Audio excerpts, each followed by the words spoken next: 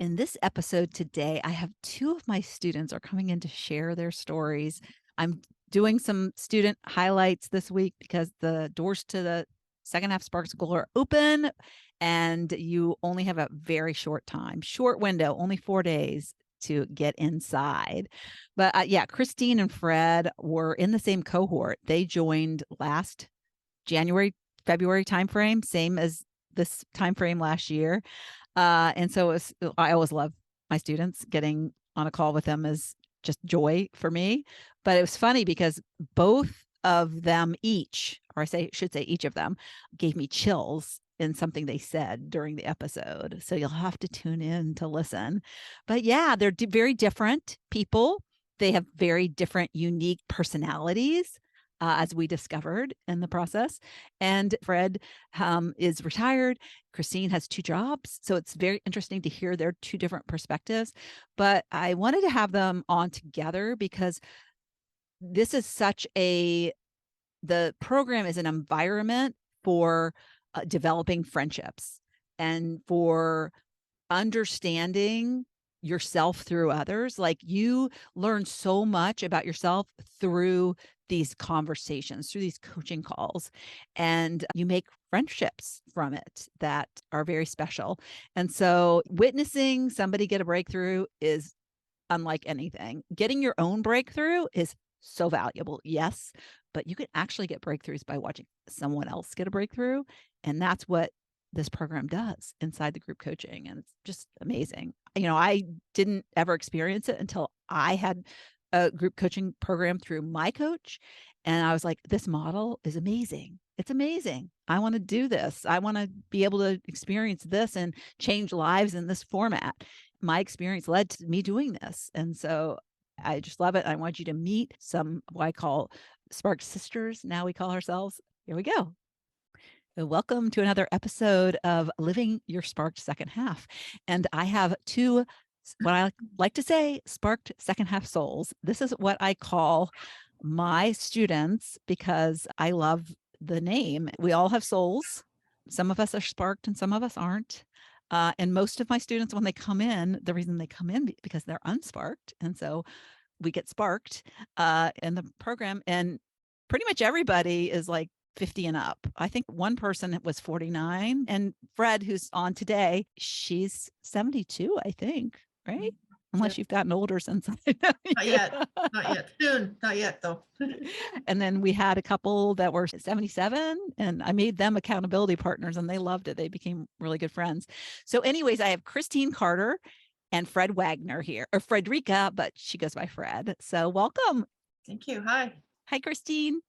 Hello, good to see you, Fred. Good to see you, Yeah. Lori. So we do a lot of video calls in the program. And so Christine, I see her. She's here. If you're on YouTube, you see her too. But since this is audio, Christine, it's like you can say hi. Christine, have you ever been on a podcast before? No, I haven't. Oh, and we found out her personality type is she is a rule follower. She always is trying to do it the right way, and there is no right way, right? There's any way you want to do it, but yeah, that's so she's I'm sure thinking in her head, oh gosh, what should I do? Is that what you're thinking, Christine? Well, I had no idea what to expect. So yeah, I'm a little nervous. That's okay. She's awesome, and I wanted to invite Fred and Christine here because they were in the same cohort. And when I say cohort, it means the group that comes in together. And so my program, the second half Spark School, is a 6-week program. And then I have an expansion component, which you can go longer if you want. But they came in together. And so they developed this bond. And so, when you come in with a group, you get coached together. It creates this, well, I'll let you guys talk about it, but I've seen multiple cohorts and I've been told by students that they're behind the scenes talking about things, supporting each other. I even have created an accountability system. So if you want an accountability partner, it's nothing that's forced. But we were talking before I hit record, and what I find is we are more integrity with other people than ourselves. And so the accountability buddy system is really effective for getting the work done. and also, of course, having a coach. So I guess what I'll do is I'll just ask you guys to introduce yourselves, share what you do, and how you found me. Maybe we start there because everybody finds me in a different way, but I think you both came in through the free training avenue. So yeah, let's start with Fred. Well, it was a year ago that I discovered you, Lori, that I was in a really dark, kind of desperate place. I'd asked some people how you can find help on the internet because I don't trust it all. Sometimes it could be Russian bots for all I know.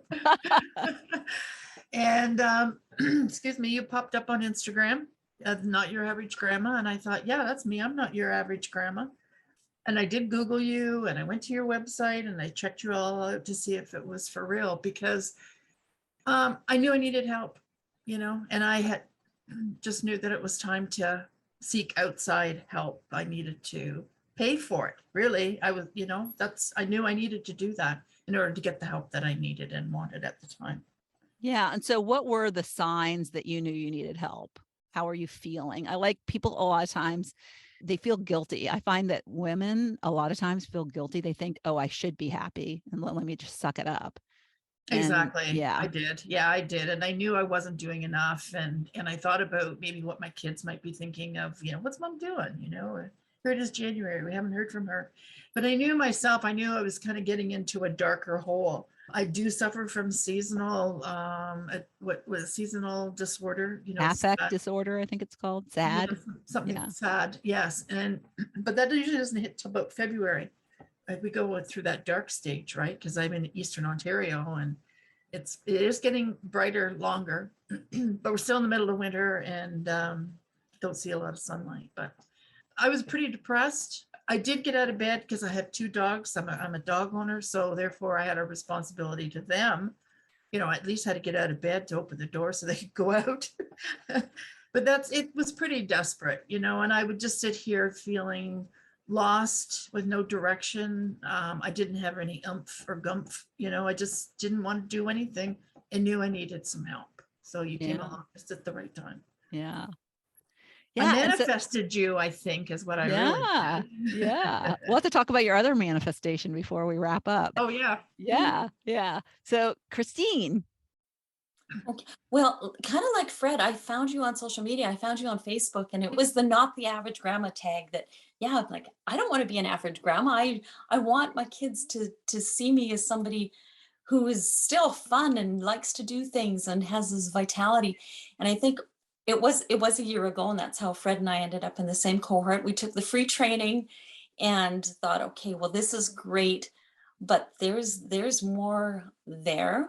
But I think on Facebook, there's so many different coaches out there, all promoting their own businesses and their own how we can help. But Lori, I think you attracted me because you seem to be somebody like me. And I really related to that. You're not somebody who comes every day with your hair perfect and your makeup perfect and in some fancy suit and you're just natural. And that really attracted me, that you were so relatable. And that's what I loved so much about you and what drew me to you and the free training. And then to actually go through the second half Spark School ignited in me something that I knew I could be more than what I was. Like Fred, I was kind of feeling like I was going to be 60 and I was panicking. I'm like, I don't know what I want to be when I grow up. Do I want to keep, working in this job that's just a job? Like I like it and everything, but is this really what I want to do until I die or retire or whatever? So it was something that I really needed. Yeah, you came. One of the things we were talking about is like the perspective of like when you come in. I just recorded a podcast. I was talking about how at the beginning, it wasn't the topic of the podcast, but it was like I was talking about how it's a time of year where I'm going to be opening the school and how exciting it is for me because, well, first of all, I know what's going to happen to people coming in, so it's really exciting for me. But it's like this, like going on a first date kind of. It's like these butterflies. Oh, are they going to like me? Oh, what are they going to think? And there's always this little apprehension in me, but it's just this newness. And so you kind of, like I always say, no judgment zone, no judgment zone. But we always have these perceptions, right? That's just part of human nature. You're just learning about everyone. But then with every week, that relationship that develops, those little steps that lead to major transformation, I get to watch this game and I know the outcome. I know it's going to be a winning game. It's going to be like the Olympics and a gold medal and somebody's going to be standing on a podium. But it's like, so it's this like beginning. It's like this beginning, but I've kind of seen the ending. So it's like watching the best movie over and over again, like The Notebook when they end up together, right? But I wanted to say, it's funny that you said, Christine, that I seemed normal like you. So one of the things I decided, because when I'm on social media a lot, sometimes it's like, oh, I should use a filter. Those filters make me look a little better. I remember something my mother said to me once, and she was like in her 60s, I guess. She's probably my age now. And she goes, sometimes I look in the mirror and I'm like, whoa, who's that? Because she still thinks of herself as like 30. So the filters kind of like do that for you. And then you go to the mirror and you're like, whoa. And so, but I just decided, I said, I don't want people coming in to my program and going, whoa, that's not who was on the training. That's not who was on social media. So I want to be real. And so I did this video that was like close up and it was no filter. And so of course somebody comments, you're pathetic. But, knowing what I know, first of all, that video is hitting home with more people than any ad I've ever done. And secondly, there's always going to be somebody who doesn't like you, and you have to be okay with that, right? There's always going to be somebody. And what I realized with her is she's not ready for any kind of change. She just wants to stay in her stuck place and react, and she gets triggered by people who have what she wants to have. And that's essentially, what I've learned about how the human brain works. So I wanted to mention that because I appreciate that I want to be real. I would never, I'm wearing a sweatshirt. I don't dress up for stuff, or I try not to. I think in trainings past, I have tried to present myself a little nicer, but I'm like, that's really not my authentic self. And if I talk and preach, you got to be authentic. Yeah, you can dress up sometimes. I dress up to go to funerals. I dress up to go to weddings, but normally I am this, and this is what I think when you're most comfortable in how you are authentically is when you're going to have the most impact. So I want to know, when you came in, since you're in the same cohort, what were your impressions? Were you scared? I mean, I don't, when you can tell me if I'm wrong, did you ever have any experience with group coaching at all? So Fred, let's start with you. Was this your first experience with that? With group coaching, with strangers? Yeah, it was my first experience. Yeah. And I will say, Fred, she dove into the work. She was very committed. And so I was like super impressed very quickly with, the effort that you put forth, which obviously made a difference, right? Well, it did. And the reason I put so much effort into it is because I put so much money into it. And I want my money's worth. I have a bit of an accounting background, a bookkeeping background, and so therefore I want every dollar. And when I joined the group, the ladies there they were lovely, but nobody was saying anything. And I thought, I'm not waiting, people, Lori would say, does anyone, want to comment on last night's homework? And I would just shoot in there like anything, because I had done the work and I wasn't going to wait for anybody. I wasn't going to wait my turn either. I don't think in some cases I kind of jumped in a little too fast, but Never. well, yeah, but I wanted to get the benefit of you. I wanted to get out how I was feeling and what was going on in my head, and I wanted to get your feedback. So I did kind of grab the bull by the horns. That's And I'm glad great. I did. It paid Yeah. off. Yeah. Yeah. And then that's the example. So we can go to Christine. So like, what did Fred teach you by asking the questions? And it's scary at first because you have to be a little vulnerable, but usually there's always somebody who will be vulnerable first. And then it makes it okay for other people to be that way, right?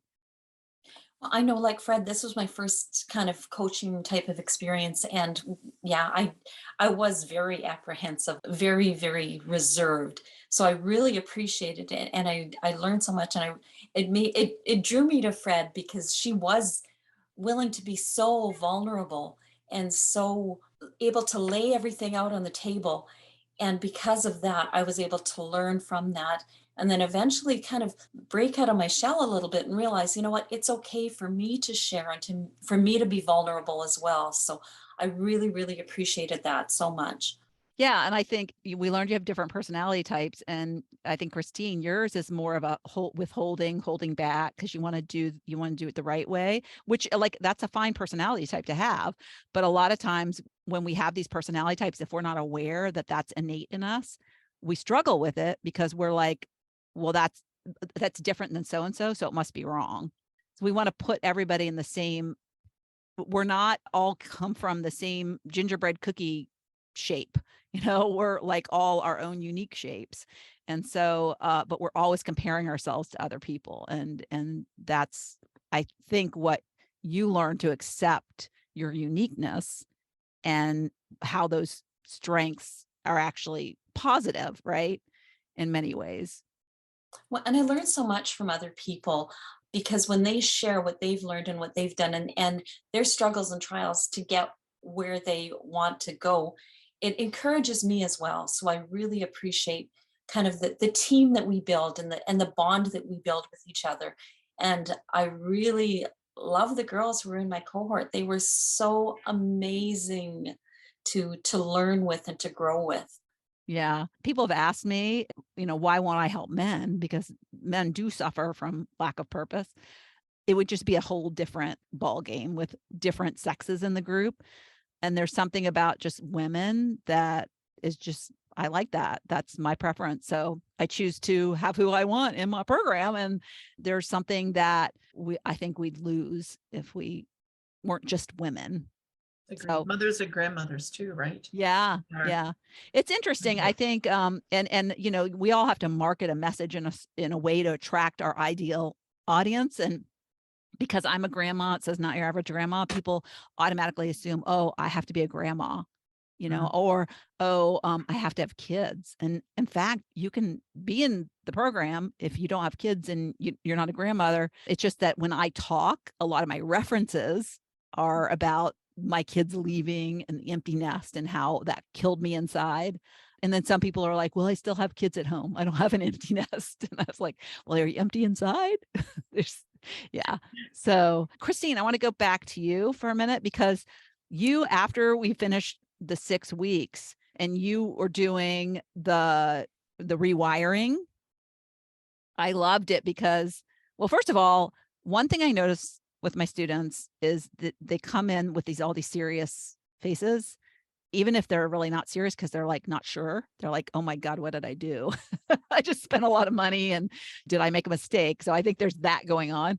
But when you come in, if you're imagining somebody who's stuck and you're imagining somebody who's sparked, what image comes to mind? So there's these faces of stuck people. And then by the end, there's the faces of the sparked people. And oh, Christine, your face changed so much from beginning to end. You should actually go back and watch the replays from the welcome call to the end, because your whole demeanor changed. And what I tell my students, and they really sometimes don't believe me until they actually experience it themselves.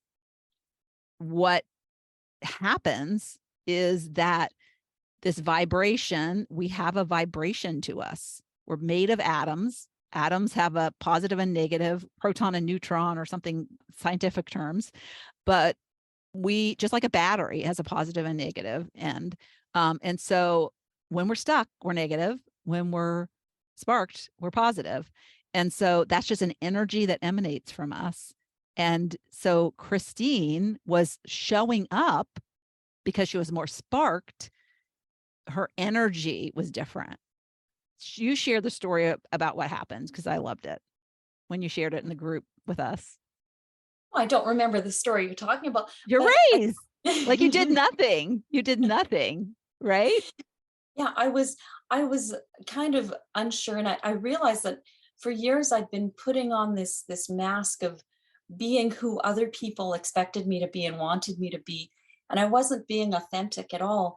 And just going through and being pushed and being encouraged to explore, my past and to set goals for my future. It helped me to be who I really am inside. And that is somebody who's not so reserved and not always having to do what is right, even though that is my personality. I always have to be obedient and do the right things. But I can do the right things for me. I don't have to keep doing the things that I think are right for everybody else. And so when you're sparked, you're alive and you're excited and it shows, and you've just got more energy and more vitality. And it's just so wonderful. Well, one thing I did want to address too, Lori, you said it's a lot of money. It's not insignificant, but there's other programs that charge so much more. They deliver what you're delivering, but at a much higher cost. And sometimes maybe the results aren't as good as yours, but because it is the authenticity, I think that really makes the difference. And the authenticity of everybody in there, and the support and the caring and the concern and the encouragement is just, there's no price you can put on that. Mm. Yeah, it's definitely, I mean, it's a group effort, but I care so much. And I say this up front, it's the student's responsibility to do the work, and I can't do the work for them, but it's my responsibility to make them realize, like, I believe in them more than they believe in themselves, right? In the beginning, especially, but I want to teach them to do that for themselves. But it's my responsibility to make them feel seen and heard and understood, and to feel comfortable in showing up for that experience. And Lori, that's not always easy to do, is to be forward and to be heard and to feel seen and to be able to share. That's a very difficult and sometimes a very, very scary thing. But your encouragement and your love and your care just shows so much and enables that to happen. Yeah, well, thanks.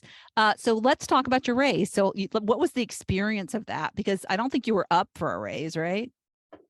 Well, I've been asking for a raise for years and years and years and never got one. And so I started doing the affirmations. I started doing my pets. I started doing all these things that I was encouraged.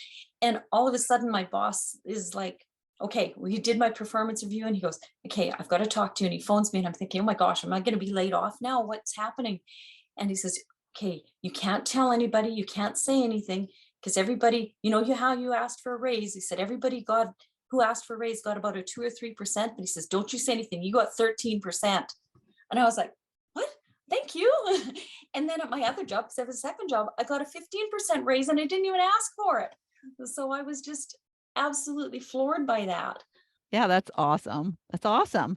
And that's the energy work that you don't even realize is happening when you start to affirm and rewire those negative feelings, thoughts. I mean, they come up as thoughts, but they're really these deep-seated beliefs that are keeping us from being able to experience life in the most positive way.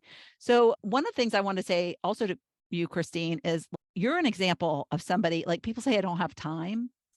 You had two jobs,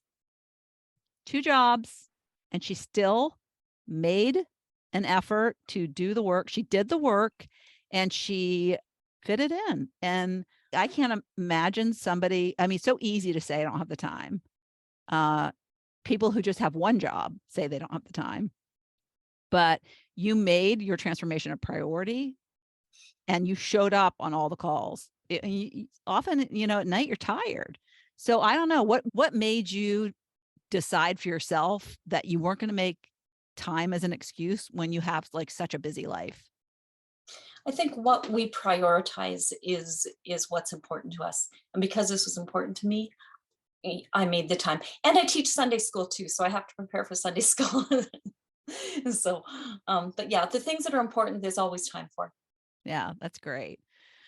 Yeah. And so we'll probably need to wrap up, probably heading into about the 30-minute mark. But yeah, just the last thing is I'd love to know, like, because I started to talk about this and then I think veered off, but like, what was your first impressions? And then how did you feel when all was said and done? I mean, it's sad because like it ends, right? We can't meet every week forever. Although it would be nice, but we do cycle through different cohorts, and so that's good. And so you have the Facebook group, so it's kind of a lifetime thing. But you make friends, and so that's what you have now. And some people live not too far from each other, which is great. But yeah, so what were your first impressions, and then what was that experience? I'd just like to know, Fred. First impressions of the group. I was confused because I wasn't really sure where we were going to start and where it was going to lead. And I did send you a couple of emails to let you know exactly how I did feel Oh, about right. I think I remember that. yes, and not knowing where I was supposed to go and what I was supposed to be doing, but it all fit together. It all came together. And seeing people like Christine, she's married and had kids, I think, still at home, and she's got a bunch of grandbabies, I believe. Like, she's a busy doer, 2 jobs and Sunday school teacher. So, seeing those people, and I live alone, I'm single by choice, I want to be, and I had all the time in the world. So I was able to spend a lot of time on this as well. So that made a big difference. And by the time it was over, I was really pumped. I was so excited. I was just raring to go. Not that I made huge life decisions, but just positive vibes that I had and positive ideas about what I wanted to do. I mean, of course, the weather changed, and I was able to get outside gardening, which I hadn't done in a couple of years. Got more interested in doing things for me, like Christine said. It was time to stop giving, and it was time to take for Fred, and work with Fred and get to know Fred even more. Because I was either married or had a brother or a dad. I always had a man in my life. And so now it's been all about me, and it's been great, the direction that I've gone. So little things, my interest has peaked. I learned how to make soap, hand soap, and I'm learning how to draw. So you were talking about that other lady. So that's exciting. Yeah. Before we hit record, I was telling them about a drawing lady I want to bring in as a workshop person. Yeah. I mean, I want to touch on what you said, because it is the beginning. What I want to do is get you on the path that's going to take you kind of like a rocket ship instead of like the meandering path that I took. And so what's so important is what you do each day, and that what you do each day sparks you. I talk about the to-do list. It's like the to do wrong things list is what people start with, and it's to do the right things list. And so I love that you pointed that out. You're going to get a lot of clarity, and you're going to have, life is going to be better. That's the ultimate joy. And then each step you take as you create these goals, and you then you manifest what you want in your life, that takes time, but you're starting the journey. I help you put your blinders on too, because our blinders are off, and we're like, whoa, this is like too much information. There's like monkeys over there and squirrels over there. That was me in my brain. So yeah, so I appreciate that perspective. Even things like walking the dog is no longer a chore for me. It's excitement because I'm outside and I'm in nature, and I can get off the major streets and get into a side street with trees, and I live near a river, so I can walk by that. So when I'm doing a chore, I make it a happy chore. Like, I turned it something that I didn't like doing. I was tired of doing it, but you learn how to love it again, and embrace those little things, and having a routine of meditation every morning and setting an intention for the day. I make sure I laugh every day. Whether it's watching TikTok for a half an hour or something on YouTube, I make sure that I laugh out loud every day. Oh, I love that. You have a gratitude list and a happy list. I do. Yeah, I do. That's awesome. Yeah. Yeah. I'm still journaling. That's a great practice. Journaling every day, and I have my ants that I have recorded. I had to change those. I did veer off a little bit. I think it was the seasonal part of it that I wasn't, and I was also on new medication. So my mood dropped prior to Christmas, but I immediately started working on tools that you gave me. I went back to them and wrote them back out again and did what I needed to do. And it was huge. And I also got thinking about, why can't I help Lori? Why can't I share some of my knowledge with Lori? I don't want to be a coach, but I wouldn't mind helping. And I got an email from you like a few weeks later asking me if I would be interested. Like, I think you sent it out to everybody. but I thought, yep, I do. Well, it was an application process, so you had Right. to apply. Yeah. Yeah, exactly. And I mean, I hit the send key right away because it was something that I had thought about.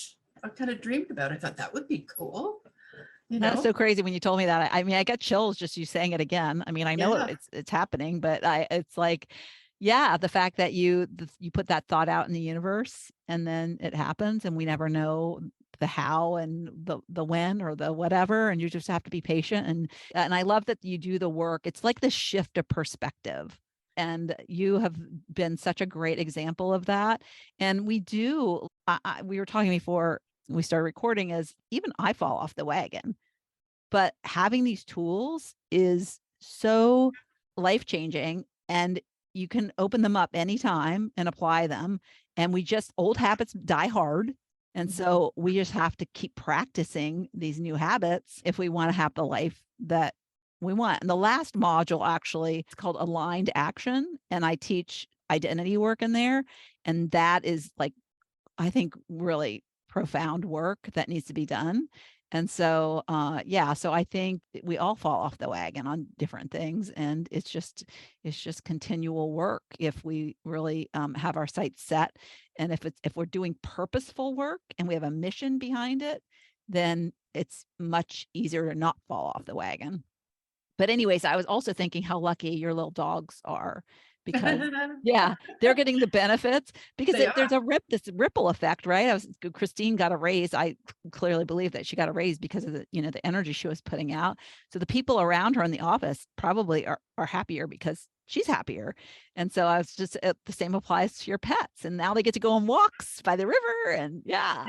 Yeah. Oh, it made a big difference, and it's just staying in that on that lane. But Yeah. Yeah. every once in a while you do detour the other way. I still think it was the medications I was on, and it's changed now. So I'm feeling Yeah. so much better, and this Yeah. has just uplifted me again. So thank you Yeah. for that. Yeah.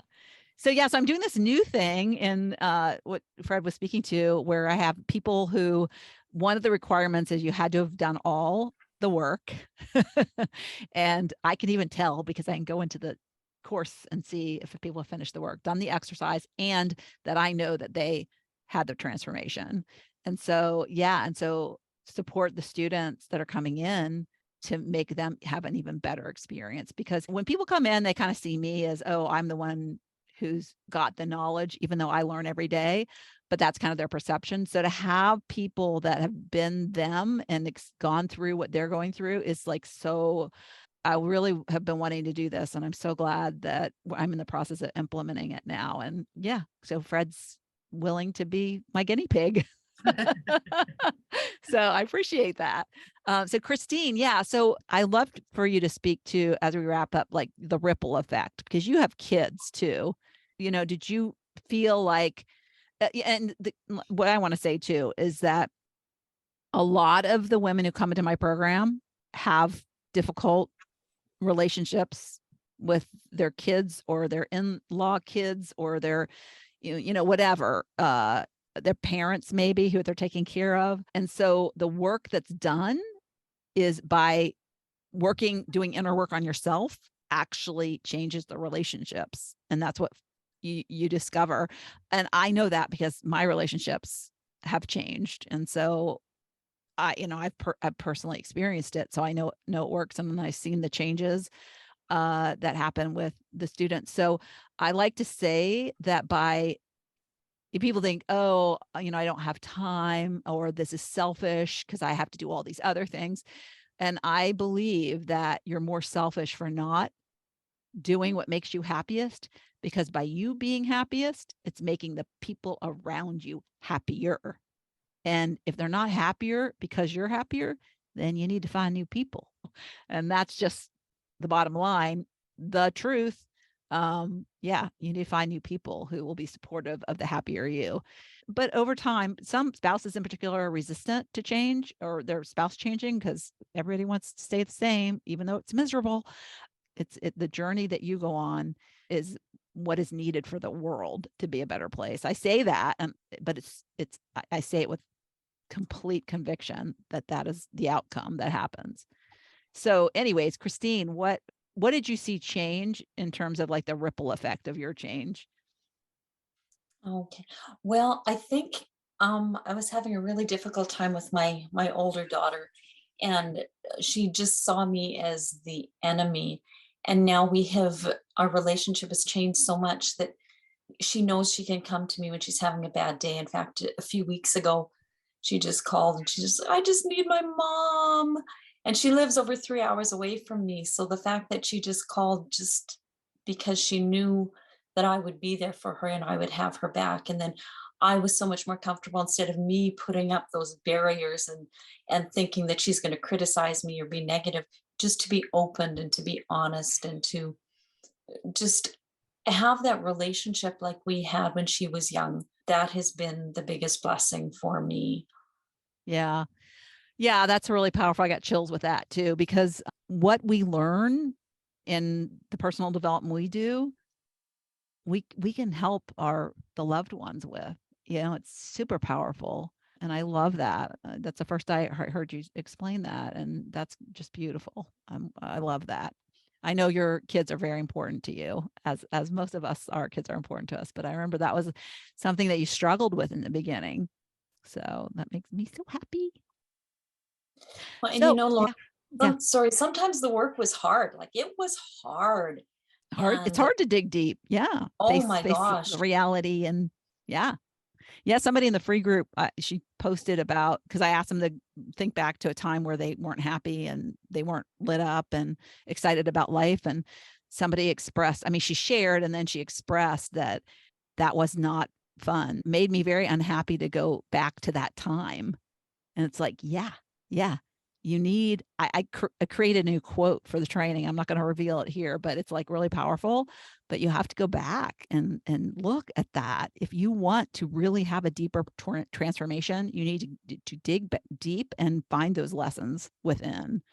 So yeah, yeah, it is. But it's worth it. Absolutely. Absolutely. I'll make you sweat. You Yeah. sweaty armpits. Give me a headache sometimes, right? Get out the Tylenol. Yeah. All right. Well, thank you so much for being on. I know, Fred, you were on a bit ago. I think, last year or May, maybe you came on. So Mhm. I'll have to link up to that episode. But Christine, I appreciate your being brave and pushing through your fear and getting on here and sharing a little bit about your experience. Well, thanks, Lori. I really appreciate you and how you've helped me to grow and to be more authentic. So thank you. Yeah, yeah. We didn't speak too much about authenticity, but you kind of like are in the shell and you emerge from this shell as this butterfly with all your colors. And that's what I saw with you, especially. So I appreciate it. All right. I'm sure that your stories will inspire somebody that can really relate to what you shared. So thanks so much.